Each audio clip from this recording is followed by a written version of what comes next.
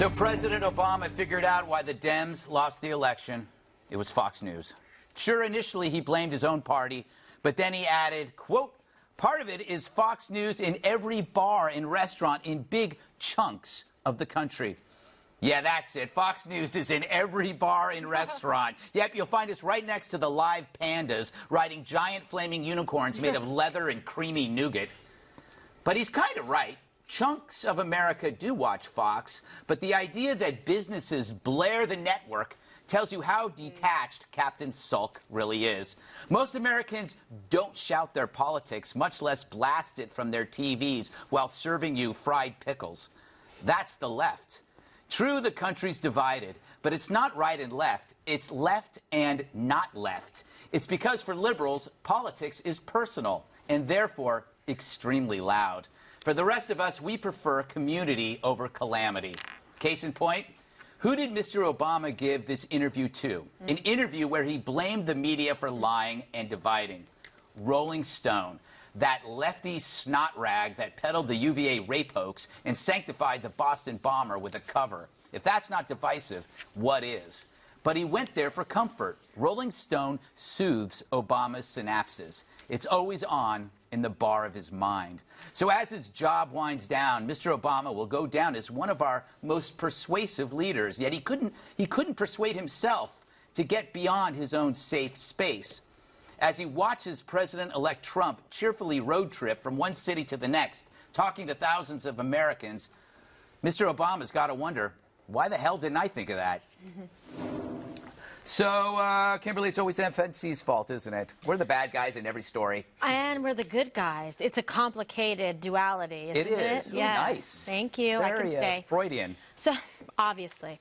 So I think that it's interesting because he does give us a lot of time and attention and kind of like props because he's talking about us. He's saying that Fox News is this powerful. Well, the ratings back up that we're the most watched, right, in cable news and beating networks and all across the board and entertainment and sports as well. So the empirical evidence is there. The president is talking about it. And then you look and you see, okay, well, do you want to give us credit for it? No, I think you should give credit to the American people that got involved and all the people that came out and voted in support of their candidate. What, is he seeking scapegoats? Isn't FNC always for him a proxy for people he doesn't want to mention? Like, is he just saying, these are people, you know, deplorables? You know what we're talking about. Really? No, I don't think so. I once had a conversation with the president, and we were talking about do whites support President Obama? Right. And he was saying, well, you got to draw a line because guess what? Whites in the South did not vote for Obama, but a lot of whites in the North did. I was curious about it, looked it up, and he was right. You get into states like Michigan, Wisconsin, go across into Ohio. They were all Obama supporters. You fact-checked him. I did.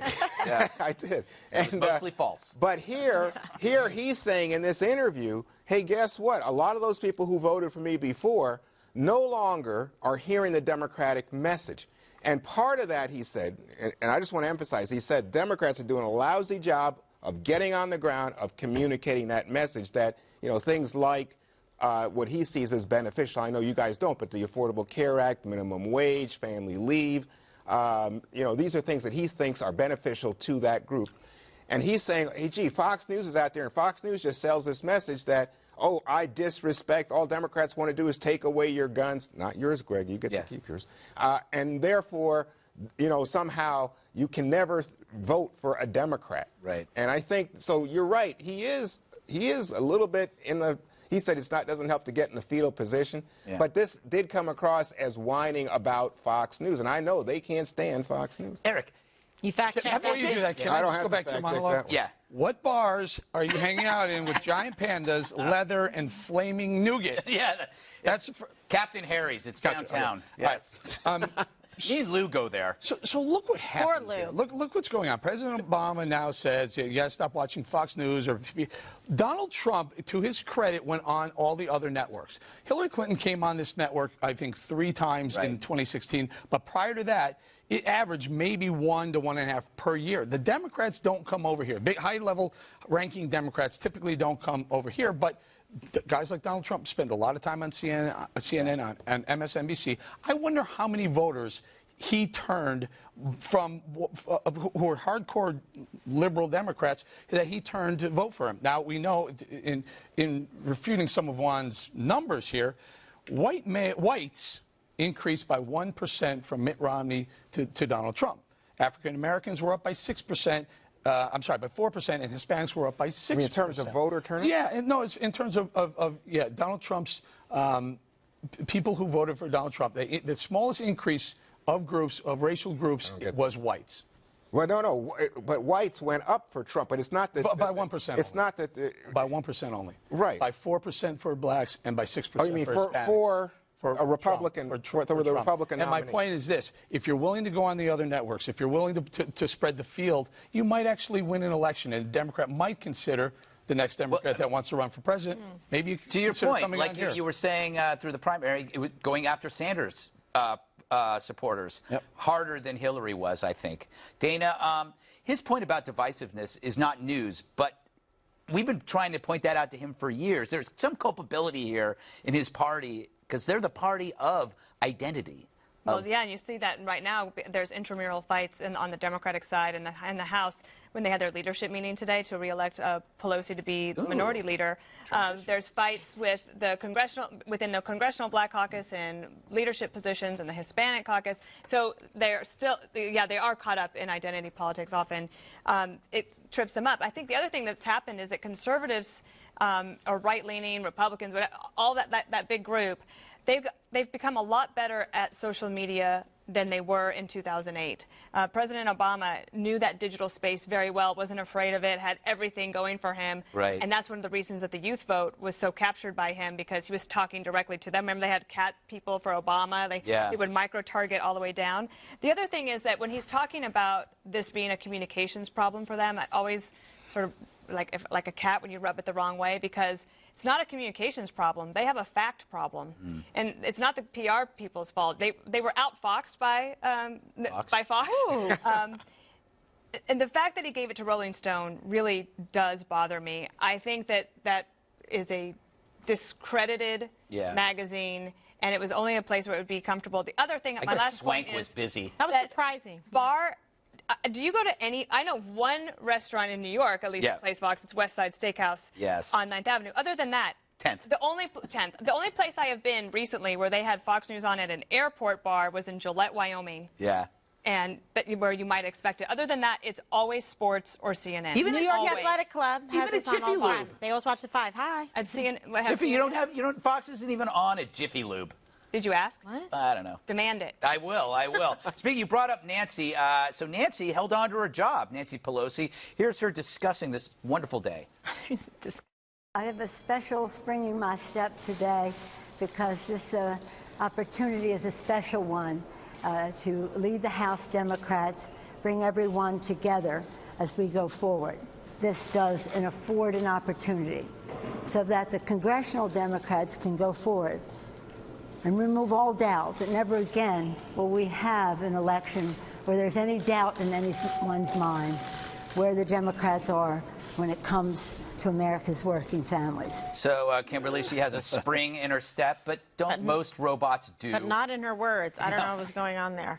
That wasn't particularly, inspirational. I've known her a long time. I don't think it's one of her best speeches. I don't know. This is probably her last hurrah, put it that way. Shouldn't the last hurrah have been the last hurrah? Right. I don't know what to tell you. It's like Weekend at Bernie's or something. Yeah, I mean, we talk about hope and change. Democrats were hoping for change, and they're getting more of Nancy. Right. Well, the thing is, it's so interesting to me. Tim Ryan, the congressman from Ohio, said he won his district, but guess what? Hillary Clinton lost that district in Ohio. And he's saying, you know what? A lot of the Democrats at the top, including Pelosi, don't know how to talk to people in his district. And he thought he could do it, and he's a younger guy. He's in his 40s. Pelosi. Do you think this was a mistake? I don't think it was a mistake because this is about money. Pelosi raises a lot of money. That's all has it's about. The structure. Well, I don't know that it's all about, because I think the women, Democratic women, were strongly behind Nancy Pelosi, including some women who were critical of her leadership. So I think that for Democrats, it's like, okay, Nancy Pelosi's there. She can bring in the bucks.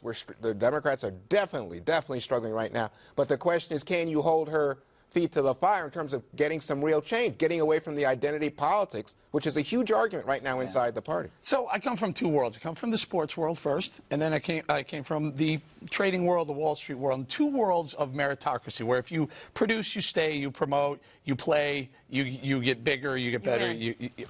For some reason, politics and maybe even media are the two places where the meritocracy just falls apart. Nancy Pelosi, under her reign, has lost 69 House seats. The Democrats have lost 69 House seats during the time she's been House Minority Speaker, Majority Speaker, whatever. That doesn't.